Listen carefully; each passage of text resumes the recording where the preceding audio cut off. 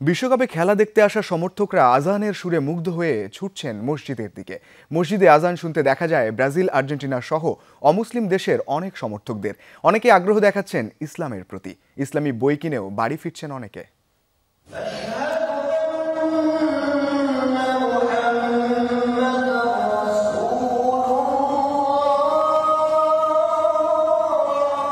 কেউই শোনালো মোরে আজানের ধ্বনি, মর্মে মর্মে সেই সুর বাজিল কি সুমধুর।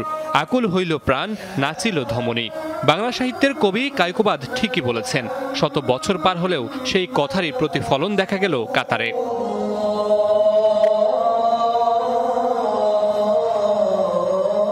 আজানের সুমধুর ধ্বনি শুনতে মসজিদে ছুটে আসছেন বিশ্বকাপ দেখতে যাওয়া বিভিন্ন দেশের মানুষ। সেখানে মুসলিম যেমন আছেন অমুসলিমরাও।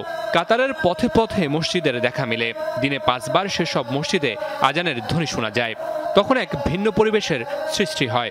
বিশ্বকাপ দেখতে আসা অমুসলিমরা ভিড় করে আজানের সুমধুর সুর উপভোগ করার জন্য। তারা অবাক হয়, আবেগপ্রবণ হয়। অনেকে মোবাইলে সেসব সুর রেকর্ডও করে নেয়।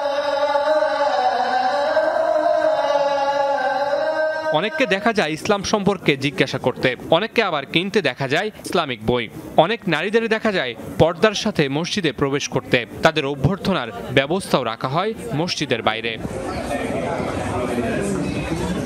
কাতারে বিভিন্ন দেশের মানুষ যেমন তাদের আয়োজনে মুগ্ধ হচ্ছে, ঠিক তেমনিভাবে আগ্রহ তৈরি করছে ইসলামিক কৃষ্টি কালচারের প্রতি। বিভিন্ন সূত্রের খবর বলছে, কাতারে বিশ্বকাপের খেলা দেখতে এসে ধর্মান্তরিত হয়ে ফিরেছেন অনেকেই। Mamunur Rashid, Jamuna sports. Ceylon family ব্লেন্ডের কড়া লিকার আর সতেজ স্বাদের পারফেক্ট ব্লেন্ডে স্বপ্নেরা মিলুক টানা।